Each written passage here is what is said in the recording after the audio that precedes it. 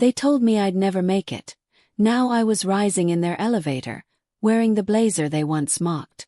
In just a few minutes, I would be stepping into yet another strained family gathering, smiling through clenched teeth while my siblings listed off accolades, unaware of everything they did not know. The elevator chimed, opening to the private rooftop of the Shoreline Terrace in San Diego, a favorite among the city's elite. There they were, the Prestons. My family, known for their Pacific Coast property empire and their obsession with public image. Well, she made it, my sister Bianca said, raising a sculpted brow. Her designer heels clicked against the tile as she walked over. We thought maybe your startup could not spare you. I slid into the vacant seat beside my father, who eyed my thrifted heels like they personally offended him. Busy day, I said calmly. Meetings ran late. You are still doing admin stuff, my younger brother Dylan asked, barely glancing up from his phone. Scheduling emails and whatnot. Something like that, I replied. My real job, founder and CEO of Callium Equity. But they did not need to know. Not tonight. Dad gave his trademark sigh. Nora, you are 35. When are you going to take life seriously? Bianca just secured 3 new luxury condos. Dylan landed a $12 million investor. And I am paying my bills, I said with a nod. Bianca grinned. You will appreciate tomorrow's surprise. Preston Group is finalizing an $80 million partnership with Westbridge Holdings. Their CEO is flying in to close it. I took a slow sip of my club soda. Westbridge Holdings. My firm. We have been preparing for weeks. Dylan chimed in. They are sending someone named Honora Whitaker. No clue who she is. Probably some executive's niece. Bianca smirked. I met their eyes steadily. You will meet her tomorrow. They laughed, raised their glasses, and launched into a conversation about legacy and preserving the Preston name. Meanwhile, I mentally ran through the agenda for tomorrow's meeting. The one where they would sit across from me, needing my signature to seal their biggest deal yet. They have always called me the black sheep. Still do. But after tomorrow they will call me boss. I spotted a gap they were too privileged to recognize. Back when I was still just an assistant, the startup I worked for, Argon Matrix, had cutting-edge machine learning tools but a disastrous burn rate. When the founders were on the verge of bankruptcy, I used my modest savings and what I had learned about their internal structure to quietly acquire controlling interest. They were visionaries, not operators. They did not care about boardrooms or investor decks. I let them stay in their genius zone while I rebuilt the company's foundation. 2 years later, Argon became Westbridge Holdings, a discreet but powerful private equity firm now controlling stakes in more than 70 companies, including 3 that recently undercut Preston Group on luxury real estate bids. I kept a low profile, used LLCs, trusts, proxies. Board appearances were done virtually, always masked. While Bianca bragged about Cartier and Dylan posted photos from Mykonos, I built an empire no one saw coming. The waiter poured another round. My mother pounced on her usual topic, my single status. Nora, if you would put some effort in, fix your hair, wear something that fits, you might meet someone worthwhile. Bianca's fiancé owns a hedge fund. Bianca grinned.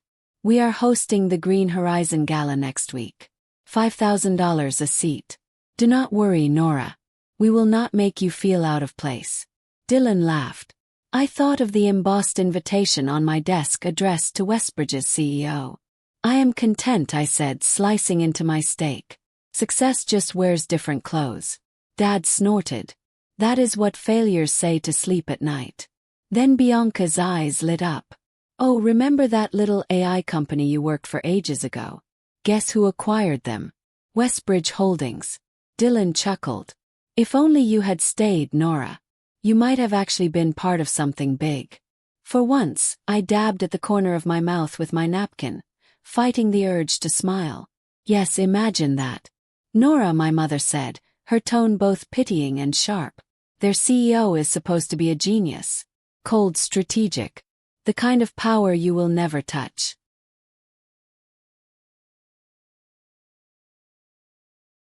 I raised my glass. Here is to surprises. The CEO is flying in tomorrow for the contract signing, Bianca added. Nose in the air like she was announcing royalty. They only partner with high-level firms. Says a lot about Preston Group, does it not? Clearly, I said lightly, glancing at my phone under the table. A priority message from my CFO lit the screen. Confirmation of a major acquisition in the Bay Area. One that would upend the commercial property sector. The kind of move Bianca could not even pronounce. Put that thing away, my mother hissed. You do not have anything important going on. At least show some etiquette. If only she knew I was negotiating a $340 million merger. But I slipped the phone back into my bag.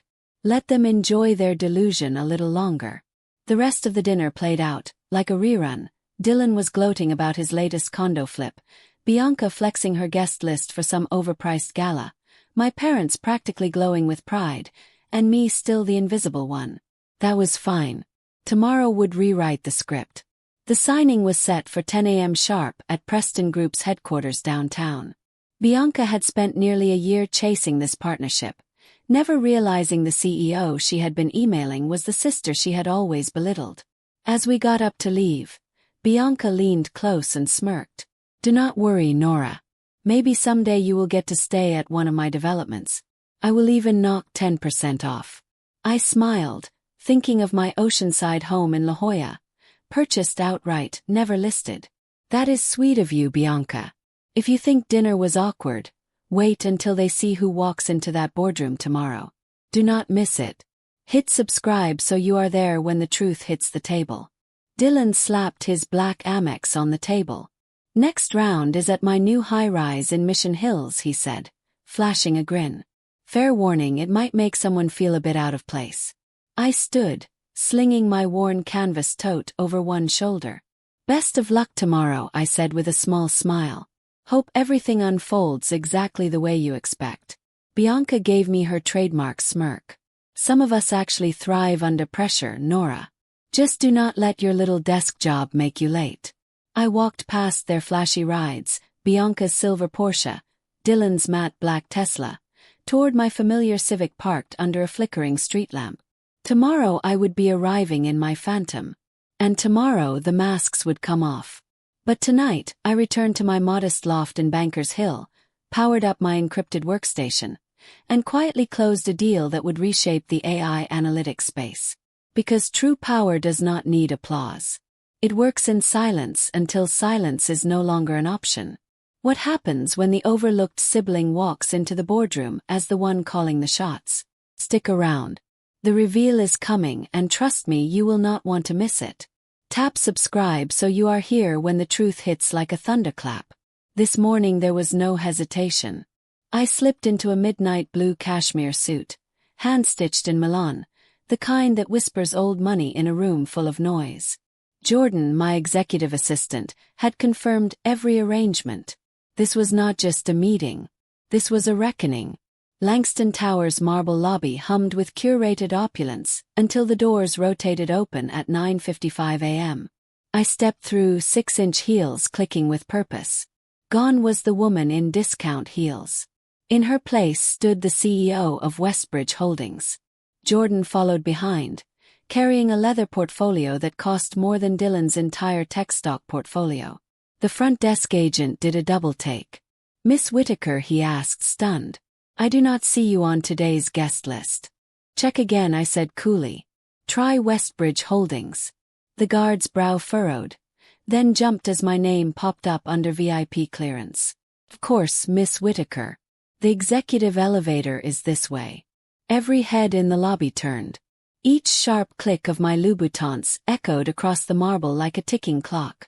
The elevator ride to the 40th floor was silent. Just me, Jordan, and the weight of 7 years of silence and strategy. Through the glass walls of the Preston Group boardroom, I could see them. Bianca pacing in her knockoff Belline suit. Amusing, since Westbridge now owned the global licensing for that brand. Dylan tugged at his tie, a nervous habit he had never grown out of. My parents sat at the head of the table, glowing with anticipation, utterly unaware. They are expecting Westbridge's CEO at exactly 10 a.m., Jordan said, checking his Rolex. Are you ready? I gave a soft smile. I have been ready for 7 years. At 10 o'clock sharp, Jordan opened the door. Voices died instantly. 4 pairs of eyes turned toward me. Curiosity shifted to confusion, then dropped into stunned disbelief. "Nora," Bianca croaked. "What are you doing here?" "We are about to start a very important meeting," my father said. His tone clipped. "I know," I replied, setting my briefcase down and flipping the latches open. "That is why I am here." My mother's gaze narrowed. "Nora, this is not the moment for jokes." I slid a printed agreement across the glass table with perfect calm. "It is not a joke," I said. "The CEO of Westbridge is already here." Silence fell. Crushing. "Real." My mother's fingers gripped her pearl necklace like a lifeline. Dylan looked like he had forgotten how to breathe. "This is ridiculous," Bianca snapped, her voice cracking. "Where is the real CEO?" I simply looked her in the eyes. "You are looking at her." I smiled and slid my business card across the glass table. Smooth ivory stock. Matte finish. Elegant. Restrained. Just black ink. No title embellishments. No logo clutter. Nora Whitaker, founder and CEO, Westbridge Holdings. My father snatched it up like it might dissolve. His face turned a blotchy crimson that clashed horribly with his navy sport coat. "This has to be some kind of joke. Westbridge is worth billions. You are just a what?" I asked steadily. "Nobody. Failure. The family embarrassment." Jordan stepped forward, placing sealed packets in front of each person. "Finalized investment agreements," I said coolly. "Have your legal team pay close attention to Section 7.2. It outlines operational oversight clauses. Non-compliance is a deal-breaker." Bianca tore into hers like it might bite back, flipping pages with shaking hands. "This cannot be right," she whispered. "You answer phones. You do office admin." "Not since I was 28, I replied. "The startup I worked for, I bought it, rebuilt it, scaled it. Since then I have acquired more than 50 companies, including, as of last quarter, the West Coast holdings of Lenox Capital." Dylan sank into his chair, speechless. "Beth Penthouse you brag about," I added. "It is underwritten through a RITI control." My mother's voice trembled. "But the Civic? Your apartment?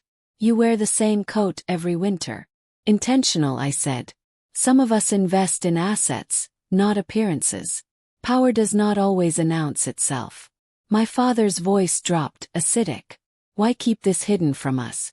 "Because you only respect what you can dominate," I said evenly. And I had no intention of being controlled. I stood, smoothing the fabric of my silk skirt. Balanced.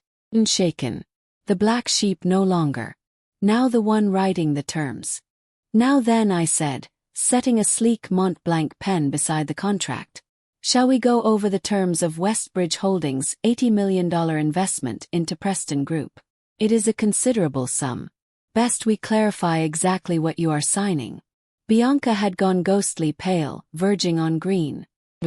"I've been negotiating with you this whole time. Via intermediaries," I nodded. "Though I will admit, your original pitch was wildly overvalued. Fortunately, I already had the internal numbers." What followed was an exquisitely painful hour for them. I guided them clause by clause through the Westbridge agreement, pausing just long enough at key sections to watch panic bloom behind their composed faces. The $80 million was not charity. It was triage. Preston Group was bleeding cash behind the facade. Their glossy marketing could not mask the truth any longer. And I had every invoice to prove it. "Course," I said, flipping to the final section. "This deal comes with conditions, namely leadership restructuring." I looked straight at Bianca. "You will be removed as project lead, effective immediately." Her jaw dropped. "Cannot. This is my initiative. Built this." "Actually, you fronted it," I replied. "But every one of those deals was funded through Westbridge Shell subsidiaries. You have been selling my strategy in your name." I turned to Dylan, whose confident smirk had vanished. "And those leveraged loans you have been hiding. We hold most of the debt. So technically you now work for me." My father stood red-faced. "Now hold on, Nora. This is outrageous. You cannot just..." "Can," I said smoothly. "And I have. Westbridge is not some boutique firm. We own pieces of over 70 major corporations. Your company barely registers. Paused, letting the truth land. But since we are family, I am giving you a choice. Sign the deal. Accept the terms. Or decline and watch the whole house of cards fall when I call your debt due. Silence settled like dust across the boardroom. Bianca's shoulders trembled with quiet sobs. My mother, always so composed, sat hollowed, as if decades of image management had collapsed in an instant. Dylan stared at the contract as if it might burn through the table. And my father finally lifted the pen. His hand trembled. Decades of pride and control cracking as ink hit paper. One by one they signed. Jordan gathered the signed contracts as I stood, slipping on my tailored coat. I have another meeting across town, I said, buttoning it with care. Feel free to let yourselves out. I cast one last look around the marble-trimmed room. My actual office makes this space look like an upscale supply closet. Jordan will guide you through the transition. The door, I paused. Oh, and Bianca. About that Green Horizon gala next month. She blinked, wary. Do not worry about an invite, I said, smiling faintly. I bought the venue last year. Actually, I own most of the buildings your galas are hosted in. Funny how that works, is it not? The ride back to Westbridge's true headquarters, an understated tower in La Jolla with ocean views, gave me space to breathe. The confrontation had been deeply satisfying. But it was not about revenge. It was about release. I was done pretending. My phone buzzed. Text from my mother. Why did you not tell us? I gazed out over the San Diego skyline, remembering every dinner where they mocked my clothes, my car, my silence. Because you never would have believed me. You only hear what roars. In the months that followed, the tide shifted. Bianca was moved to a strategic advisory post. Graceful exile. The projects she claimed were properly credited to Westbridge's analysts. Dylan's portfolio was folded under our distressed assets division. His name remained, but the autonomy was gone. As for my parents, they rewrote the past with remarkable ease. Suddenly they had always known I was exceptional. They bragged to their friends about their brilliant daughter, the elusive investor behind Westbridge Holdings, the visionary who just needed time. I let them talk. Cost me nothing. I kept my modest Bankers Hill apartment for balance, and finally retired the Civic, donating it to a San Diego Women's Resource Center. My true residences, including the penthouse atop the Westbridge Tower, stayed private. My sanctuaries. The next family dinner. It was held in my executive suite, 60 floors above the city. They admired the panoramic ocean views, the curated art, the hushed, understated wealth. I lifted a glass of Brunello worth more than Bianca's wardrobe. Success, I said quietly, is not about what you flaunt. It is about what you build when no one is paying attention. No one replied. For once, the black sheep had silenced the flock. But here is the twist. I still shop at Target. Because real power does not perform. Simply is. If you made it to the end of my story, thank you for seeing me. I was the one they dismissed. Quiet one. The underestimated. But I have learned, you do not need applause to matter. If you have ever been counted out or belittled, drop a comment below. Tell your story. And if this resonated with you, hit subscribe. Not for the drama but for the truth. The ones they mock the most often build the strongest empires. You do not owe anyone proof. You owe yourself the life you have imagined. Build it quietly, relentlessly, and on your own terms. And that is how the so-called black sheep became the architect of the family's future. Not through noise, but through quiet, relentless action. While they sought validation in applause, I built legacy in silence. They saw failure. I saw freedom. And in the end, it was not about proving them wrong. It was about proving myself right. If you believe power does not need permission, and success speaks loudest when it arrives unexpected, then this story was for you. Subscribe for more stories that remind us all. You do not have to be seen to be significant. Sometimes the quiet ones are the ones building empires.